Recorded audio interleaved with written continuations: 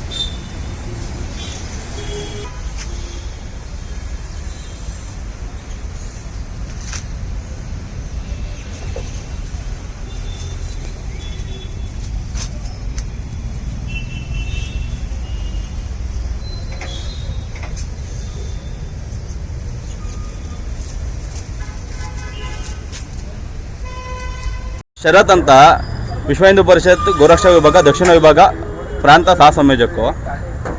ವಿಚಾರ ಏನು ಅಂತಂದರೆ, ನಾವು ಗೋವನ್ನು ಪೂಜನೀಯ ಸ್ಥಾನದಲ್ಲಿಟ್ಟು ನೋಡ್ತಾ ಇದ್ದೀವಿ. ಪ್ರತಿಯೊಬ್ಬ ಹಿಂದೂ ಸಮಾಜಕ್ಕೆ ಗೋವು ಒಂದೇ ತಾಯಿ ಸಮಾನ. ಇಡೀ ರಾಜ್ಯಾದ್ಯಂತ ಗೋಹತ್ಯೆ ಮತ್ತು ಕಷಾಯೀಕರಣಗಳು ಅತಿ ಹೆಚ್ಚಾಗಿ ನಡೀತಾ ಇದೆ.